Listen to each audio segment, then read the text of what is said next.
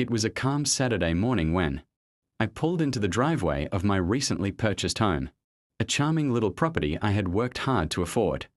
I was excited to finally settle in. But before I could even unpack a single box, a woman from next door stormed over with a clipboard in hand. She introduced herself as the head of the neighborhood association, though I later found out she wasn't even officially part of it. Without a greeting, she demanded to know why I was there. When I calmly explained that I was the new owner, she gave me a suspicious glare and shook her head. "That's impossible," she snapped. "I know the owner personally, and you don't belong here." Before I could respond, she waved the clipboard at me and declared that I had 72 hours to vacate the premises, or she would have me evicted.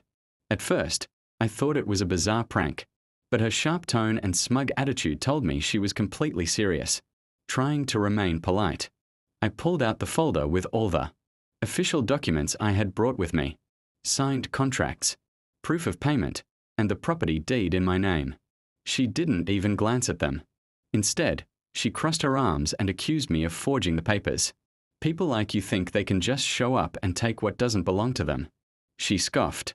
My patience was wearing thin, but I reminded myself that escalating the situation would only make things worse. I told her I had worked hard to buy this home legally, and suggested she confirm with the county records office before making further accusations. Her face flushed red, but she refused to back down. She insisted she would call the police herself and have me removed. Sure enough, an hour later, 2 officers arrived. I greeted them calmly, explained the situation, and handed over my documents. They carefully inspected everything, asked me a few questions, and then turned to the woman. One of the officers explained that the paperwork was legitimate and that I was, in fact, the rightful owner. Her expression dropped instantly, the arrogance draining from her face. She stammered, tried to argue, and even demanded that they double-check, because she was sure there had been a mistake. But the officers weren't having it. They firmly told her to stop harassing me or face legal consequences.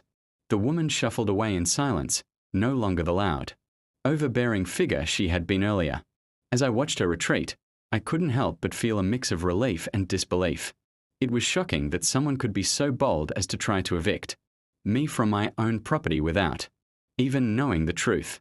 But in the end, the facts spoke for themselves, and her reaction when the truth was revealed was priceless, a stunned silence that told me she would think twice before ever trying something like that again.